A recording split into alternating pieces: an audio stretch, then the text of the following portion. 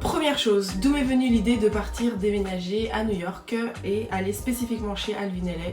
Pour être honnête, c'est la télévision. Je regardais des séries américaines et j'avais envie dans ma vie de partir dans un lycée, dans une université. Après avoir fait une formation professionnelle dans mon domaine qui est la danse à Paris, au Studio Harmonique, j'ai décidé de aller à l'étranger et donc j'ai rencontré Fanny qui elle revenait tout juste d'Alvin Ailey, donc du coup qui m'a aidée à auditionner. J'avais rencontré auparavant Clara qui elle aussi était allée à Alvin Ailey, donc du coup ces deux personnes m'ont motivée et m'ont aidée et en fait elles m'ont montré que c'était possible en fait, c'est surtout ça. La première chose que je devais faire c'était mon audition tape, donc vu que je suis étrangère et que je n'allais pas aller à New York pour auditionner, tu avais la possibilité d'envoyer une cassette. Pas du tout une cassette. J'ai envoyé un lien YouTube que je mettrai en bas d'ailleurs. Donc il demandait des petits sauts, des grands sauts, un adage. Donc ça c'était pour la partie classique. Il y avait aussi une partie moderne.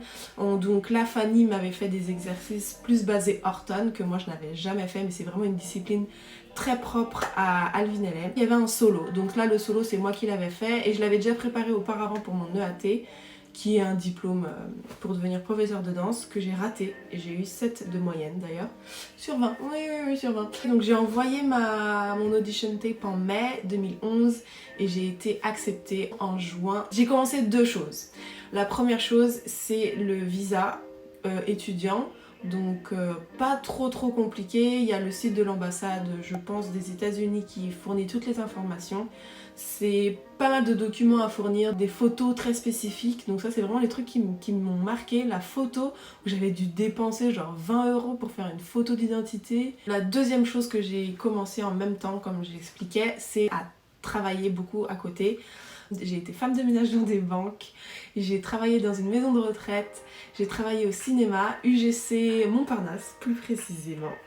Et aussi j'ai fait un dossier de bourse à Antony, donc c'est la ville où j'habitais et donc ils ont un bon système pour les jeunes. J'ai payé mes frais de scolarité avant de partir parce que je me suis inscrite au Spring Semester, donc c'est un semestre qui commençait en janvier, comme ça j'avais de l'été à janvier pour travailler et mettre de côté. Donc j'ai payé ça et c'était autour de 3000 $ si je me souviens bien. Et donc ça c'était vraiment que l'école. Ensuite il a fallu que je trouve où dormir. J'ai logé à Centro Maria, géré par des nonnes, des super nonnes. Elle déchirait. Et donc du coup ça je payais 180 la semaine et donc on était 3 dans une chambre. Je partageais ma chambre avec deux filles, Amanda et Takisha. Mouah, des anges. On avait deux repas, le petit déjeuner et le dîner. C'était super bien parce qu'en fait c'était à 2 pas de l'école, donc vraiment c'était à 5 minutes à pied. Donc c'était parfait, j'avais pas besoin d'avoir une Metrocard pour prendre le train ou le bus ou quoi que ce soit. L'arrivée à New York. Bah déjà l'arrivée à New York, je me souviendrai toute ma vie avoir mes valises et me retrouver à Columbus Circle, à la station où t'as vraiment ta Central Park à côté, t'as tous les buildings, il faisait nuit et j'étais vraiment en mode bah là je suis là toute seule quoi. Parce que j'étais venue plusieurs fois à New York avec mon groupe Remix et notre coach Barou qui nous ramenait souvent à New York. Et là c'était la première fois que j'étais toute seule et je me souviendrai toute ma vie de cette arrivée. Le premier jour d'école, on avait une audition pour définir nos niveaux. Donc moi j'étais en niveau 1 pour quasiment tout. Niveau 1 c'est le plus bas niveau, mais écoutez c'est pas grave, j'étais là pour apprendre et pour travailler. En ballet, j'avais Mrs. Goin et Mrs. Kozak et elles étaient extraordinaires, très passionnées et elles m'ont fait énormément progresser. J'ai adoré prendre ces cours, c'était souvent les premiers cours, c'était toujours les premiers cours du matin, donc on commençait toujours avec du ballet et c'est là où j'ai rencontré Maëva, une parisienne, donc c'était super cool d'avoir quelqu'un d'autre de la France dans l'école. Le fait que je dois traduire l'anglais au français, j'étais obligée de prêter attention à tous les mots qu'elles utilisaient et en fait ça m'a vraiment permis de progresser hyper vite parce que du coup j'écoutais hyper bien et j'étais hyper genre comme ça. C'est la seule matière où je suis passée le niveau d'au-dessus, donc j'étais trop contente. Ensuite j'avais cours de Horton avec Mrs. Forsyth. Je pense que je dis son nom pas très bien parce que tous les TH et tout c'est compliqué pour nous les français comme vous pouvez le savoir. J'ai adoré le Horton parce que c'est vraiment une technique qui correspondait à à mon style de danse. Je laisserai des liens en bas pour que vous voyez un petit peu ce que c'est le Horton au cas où vous n'avez jamais vu. Et donc chaque cours on faisait le même échauffement. Tu te sens vraiment vite progresser parce que quand tu fais la même chose over and over again, ça te permet vraiment de sentir ta progression et de perfectionner ce mouvement, cette technique. Et je pense que c'est vraiment ça aussi l'idée d'Alvin LA. Genre on est entraîné comme une armée quoi.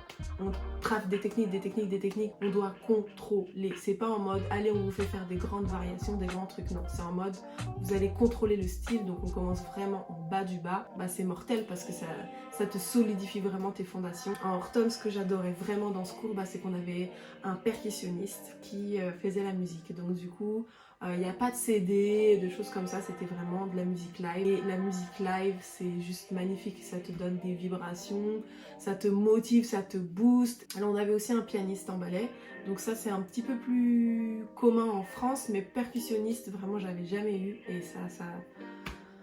Ensuite, j'avais Graham. C'était beaucoup plus dur pour moi. C'était vraiment une discipline qui était très difficile techniquement pour moi. Mais pareil, c'est vraiment une technique très pointue. Ça m'a fait développer pas mal de choses. Et donc j'ai beaucoup aimé. Mais c'était un cours qui était très lent parce qu'on était à un niveau vraiment basique. Un niveau basique mais avec une réflexion professionnelle, si vous voyez ce que je veux dire, dans la formation. Donc je laisserai aussi des liens pour que vous voyez un peu ce que c'est le Graham. Ensuite j'avais Jazz avec Mrs. Wang et Mr. Stockton. Donc Mrs. Wang, c'est une dame qui m'a fait la misère, qui m'a traumatisée. C'est des bons souvenirs en fait, c'est des souvenirs marrants. Donc c'était vraiment un jazz à l'ancienne et tout. Et donc moi j'ai commencé avec le modern jazz, donc je connais cette technique mais pas aussi profondément que ce qu'elle nous faisait. Et donc du coup j'étais un peu la fille qu'elle choisissait toujours en dernier, en mode allez vas-y toi passe. Et j'avais la sensation que en fait elle était en mode putain qu'est-ce qu'elle est nulle, elle fait chier et tout. Et je me souviens un jour elle m'avait affiché, il y avait ma mère qui était venue me rendre visite à New York et donc du coup elle avait pu regarder tous mes cours. Et Mrs. Wang était en mode, elle disait bah voilà, maintenant que ta maman elle est là, tu sais les faire les 3 tours. Elle m'a fait la misère mais c'était cool. C'était vraiment une très bonne prof, très passionnée. Tous les profs sont hyper passionnés. Et Mr. Stockton c'était un peu plus léger parce qu'il était beaucoup plus cool. Et aussi je crois qu'il avait vu ma vidéo d'audition et qu'il m'avait félicité et tout. Et que je sais plus comment on était arrivé à parler de ça, mais il faisait de la house et moi aussi. Donc j'avais expliqué que je faisais un peu de house, que j'adorais la house et tout. Tu as des cours qui sont obligatoires. Ballet obligatoire. Ensuite tu choisis un peu les autres. Il me restait le choix entre stretch and strength, Durham, hip-hop, West African. En fait, j'ai choisi le stretching et le renforcement musculaire parce que je me suis dit que ce serait quelque chose de complémentaire à mes cours. Le stretching, c'était avec Mrs. Wang. J'étais déjà formée en hip-hop, donc je me suis dit ça sert à rien. West African, je me suis dit ça va être trop full out, je vais être fatiguée et tout. Je regrette un peu de ne pas avoir pris soit hip-hop soit West African. Ça aurait été des disciplines où j'aurais peut-être plus montré ma personnalité, mes capacités, mes forces. Et aussi une salle de PT, donc PT Room, un endroit où il y a un kiné et tu peux faire des séances de kiné. Tu as un certain nombre de séances par semestre. Et donc moi j'ai eu une petite injury qui s'appelle shin splint. Shin splint, c'est une douleur au tibia et en fait qui se manifestait surtout quand je sautais, que je faisais des petits sauts et c'est horrible, c'est une douleur vraiment aiguë près du tibia. C'est pas une grosse injury donc ça va. Et je viens de réaliser que depuis tout à l'heure je dis injury. Globalement au niveau personnel, mes pensées, un petit peu ma synthèse de cette époque-là, spécifiquement dans l'école, j'ai vraiment adoré, j'ai appris énormément, surtout techniquement. Studio Harmonique, il y avait le côté technique qui était présent, mais il y avait aussi le côté artistique qui me convenait beaucoup et je trouve que Alvin LA, là, le niveau technique, il était poussé fois 1000. Je sentais qu'il me manquait le côté un peu artistique, un peu on crée, on développe, on recherche. Là, c'était vraiment bim, bam. C'était vraiment carré, armé. Tu viens tous les jours, tu fais la même chose, tu perfectionnes ta technique. Et donc, je pense que j'avais besoin de passer par là, donc c'est cool. Mais je me sentais pas trop à ma place. Je sentais que j'avais du retard à rattraper, que les gens s'entraînaient depuis bien plus longtemps que moi. Mais j'étais hyper inspirée et hyper contente d'être entourée de gens qui étaient plus forts que moi parce que du coup j'avais tellement de choses à apprendre, tellement de choses à prendre en fait de cette expérience. Donc J'étais hyper honorée d'être entourée de gens aussi exceptionnels. Après j'ai découvert aussi forcément la compétition à l'américaine. C'est une forte compétition de qui va être invité à l'audition pour la compagnie. Quand tu es étudiant, tu peux auditionner uniquement par invitation. Donc c'était en lui il a eu ça, en lui, en elle. Je traînais beaucoup avec Takisha qui était une de mes coloc et donc elle était très populaire parce qu'elle avait vraiment le physique qui correspond à la compagnie, elle avait un bon niveau de classique, de Horton, tout ça déjà. Quand on traînait ensemble, il y avait des gens qui allaient lui dire bonjour et qui moi me calculaient pas, me disaient même pas bonjour.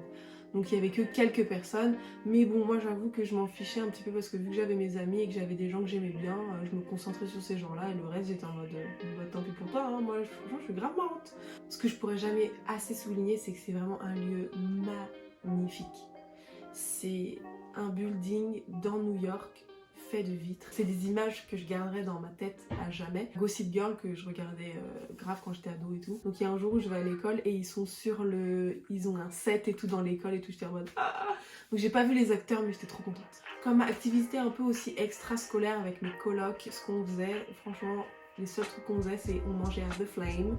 Donc c'était un diner pas loin de l'école. On allait manger à Central Park. Genre petite activité, il fait beau et tout. Je crois on a fait une soirée, et c'était grave cool parce que genre on n'est pas rentré le soir et tout. On a dormi chez une des filles de l'école, tout ça, qui elle avait un appartement à Brooklyn. Donc voilà, donc c'était cool, mais vraiment j'étais vraiment en mode école. Sinon il y a deux choses que j'ai fait en dehors de l'école. Je suis allée à un stage de Movement Lifestyle à Washington. Donc je suis partie toute seule à Washington au milieu de la nuit. J'ai marché genre à 4h du mat dans Washington pour prendre un bus, un autre bus, un autre bus. C'était un peu dangereux mais le stage était mortel. C'était la première fois que j'allais dans un stage où il y avait genre 100 personnes. Et j'ai rencontré des gens vraiment cool qui m'ont... D'ailleurs, une des filles m'a redéposée ensuite à la gare et elle m'a dit plus jamais tu marches toute seule dans la nuit. Hein. Il y a un autre truc que j'ai fait, c'est que je suis allée à Los Angeles pendant mon spring break. Et donc j'ai pas du tout aimé ce voyage. C'est pas que j'ai pas aimé le voyage, mais en fait j'ai pas aimé la ville de Los Angeles. Je trouvais ça... trop espacé, pas beau, enfin c'est vraiment des longues rues, c'était pas... New York au moins il y a le charme des buildings, tout ça, mais là c'était vraiment... c'est une ville plate, j'aimais pas. Et j'étais au dorm de Millennium, donc ma chambre c'était un placard, donc c'était impossible, je dormais sur le canapé parce que c'était impossible que je dorme dans un placard, sachant que j'étais pas toute seule dans le placard, il y avait d'autres gens qui louaient le truc. Et donc là j'ai rencontré Anna, une Allemande, qui m'a fait un peu découvrir d'autres choses et donc ça c'était cool. Elle m'a ramené à Runyon Canyon, qui est un de mes endroits préférés. En fait ce que j'ai adoré, c'est le studio ML, le Movement Lifestyle, donc c'était vraiment mortel. L'ambiance était vraiment plus ce dont j'ai l'habitude, donc très communauté. C'était un studio neuf parce que quand j'allais au studio Millennium, mais j'étais choquée du studio. Il était, pour moi, je regardais le plafond, je disais mais c'est délabré, c'était genre moche. Et moi je regardais sur YouTube et c'était genre des vidéos patates quoi. À cette heure-ci là en 2019, quoi, à cette heure-ci en 2020, Millennium il est dans un nouveau studio tout refait et tout. J'ai pas trop aimé ce voyage, j'étais beaucoup toute seule et j'avais vu ma meilleure amie, on s'était croisés un jour à LA, mais bon c'était juste un jour sur ma semaine entière. Après cette expérience, j'avais vraiment envie de revenir parce que j'avais tellement progressé. Le seul problème c'est que j'avais pas l'argent, donc j'ai cherché une solution, ce qui était postuler pour le scholarship program, donc c'est devenir élève boursière. Et donc là il fallait que je parle à ma responsable, Mrs. Wang, qui m'a affiché et qui m'a dit fais-moi un grand plié, tes genoux ne sont pas corrects, tes hanches ne sont pas correctes, rentre ton ventre, tu fais du pop, continue à faire du pop. Donc j'étais dégoûtée, mais bon écoutez.